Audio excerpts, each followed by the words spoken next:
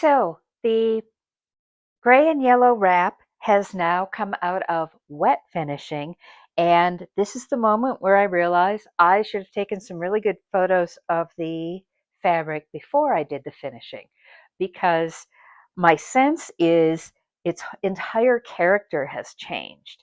But without a visual record to compare it to, it's kind of hard to be precise about exactly what changed.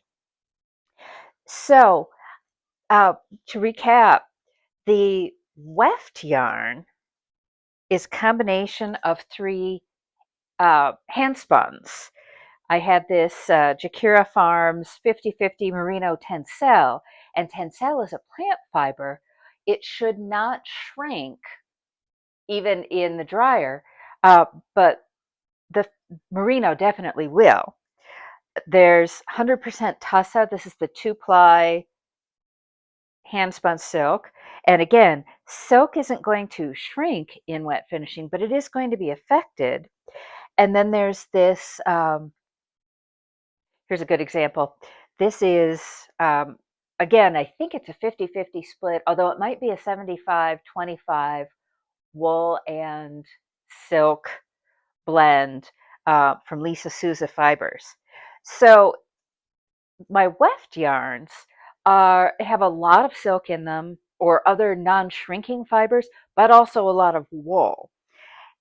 And then my warp yarn, Jojo Land's Remembrance, is 50 alpaca, 25 wool, 15% silk, 10% cashmere.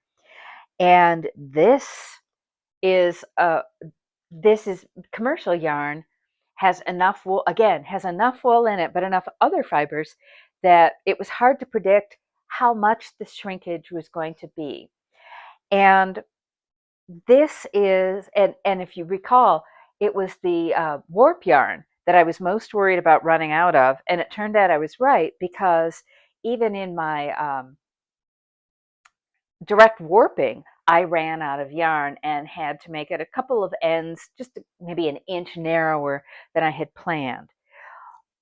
But look at how this fabric has the weft yarns have fluffed up and filled in spaces. And let's see how close we can get to even seeing a spot where we can see the warp yarns closely.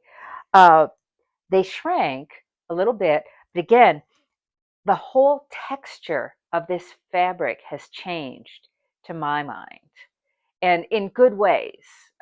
This is just, it's a less, it's a more dense, it's a slightly more dense fabric, and it doesn't feel nearly as fragile, which is good. This is really good. This is, fragile fabrics are fragile, and there are minimal things you can do to them without worrying about their integrity.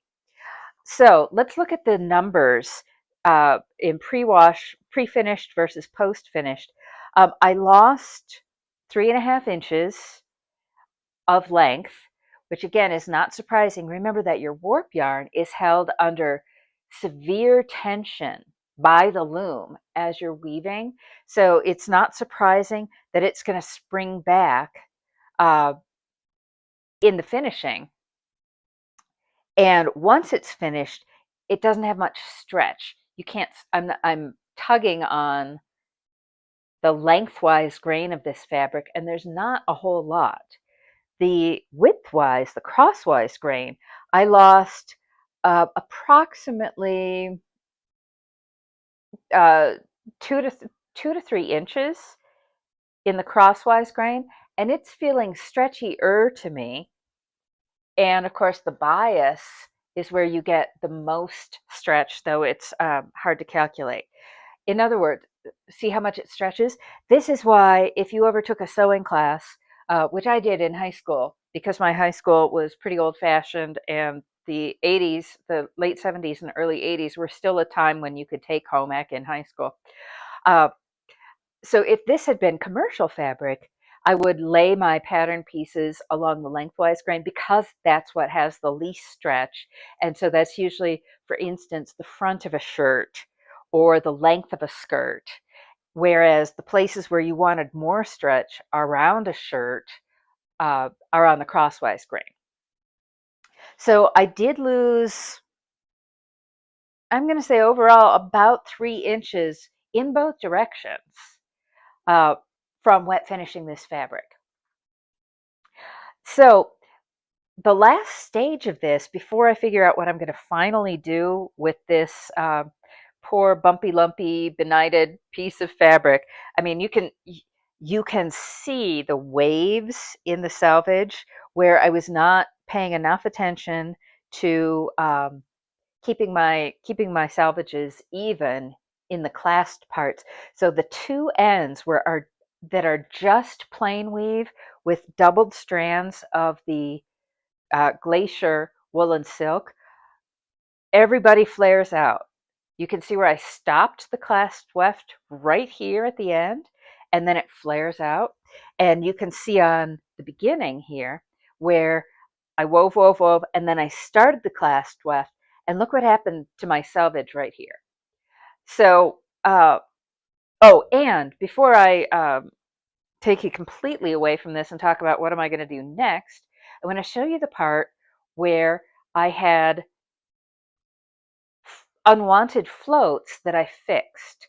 So I used my tapestry needle and wove across correctly, and then I snipped the float and I left tails on my correction thread. And to just finish that, it's really, really simple. You just snip it right off. And yeah, you can see that there was a problem, but it's a lot less noticeable now that I've clipped those tails off than having a honkin' big float of an inch long in the middle. And again, I did this repair before I did wet finishing so that everything would end up shrinking at the same rate and end up looking pretty much the same. So before I make final decisions about what to do with this fabric, you can see that every tail something has happened to it, which is good. It makes it easy to spot. And I just take my snips. I prefer using short bladed snips like these to long sewing scissors. And all I'm doing is coming in. Sorry, it'll help if I put the camera right here. I'm coming in very close to the surface of the fabric, and I'm just snipping it. And when I relax it, and I'm also tugging on this little tail. And when I relax it, it's hard to tell that it was ever there. Now the silk might present more noticeable ends just because it's silk, but I don't think so. So this is all I'm going to do to repair my tails.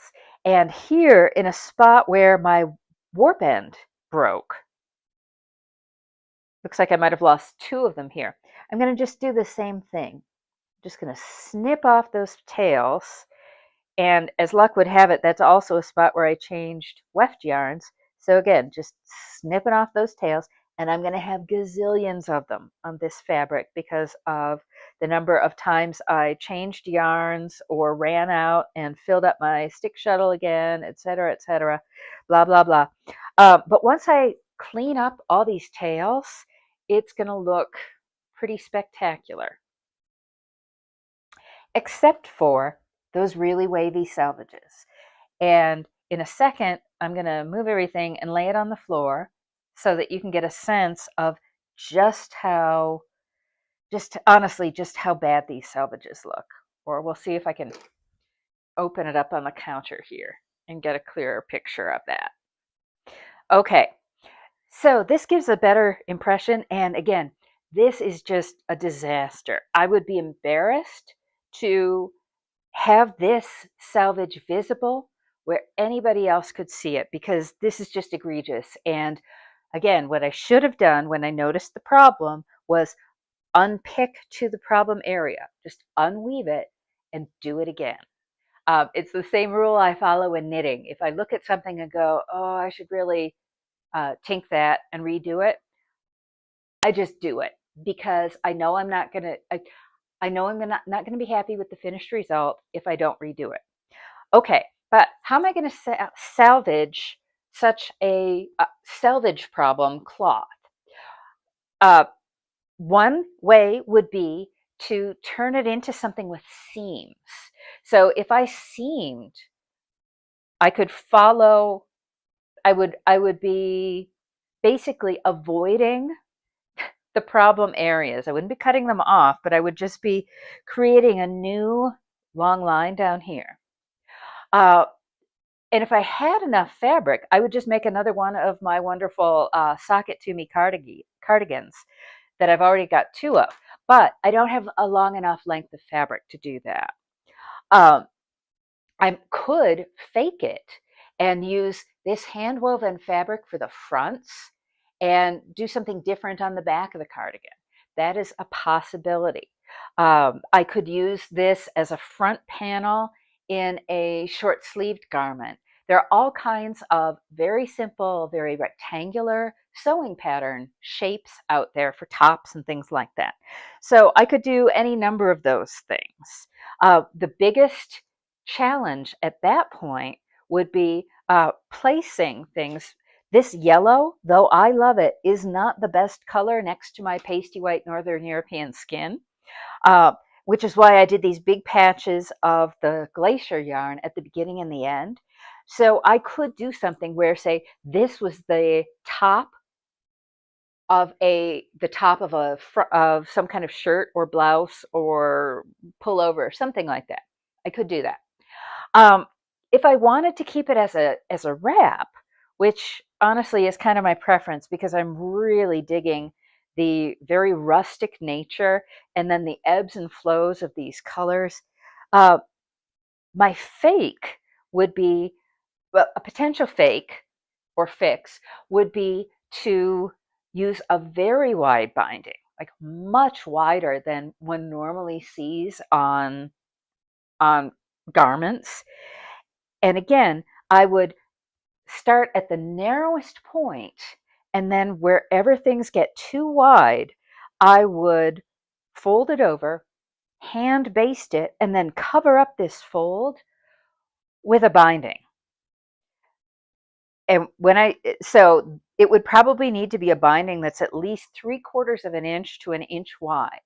And that might be what I do. In fact, if I so chose, I could do a contrast band on my Inkoloom because I've got plenty of these yarns left. And I could potentially weave a binding that I would then sew onto this to disguise my really poor craftspersonship. I'm still kind of embarrassed that I let that go. We'll just, I'm going to let this one simmer for a while, which is often my strategy when something doesn't turn out exactly the way I think it should have, and I need to let things regroup in my brain and figure out some other kind of solution.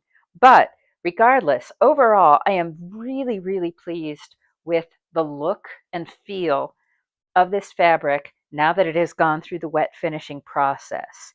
I just love it. The fluffy parts have fluffed up, and the texture of this is just divine, and it would actually make a lovely heavier than a lace shawl, but still in the realm of shoulder warming.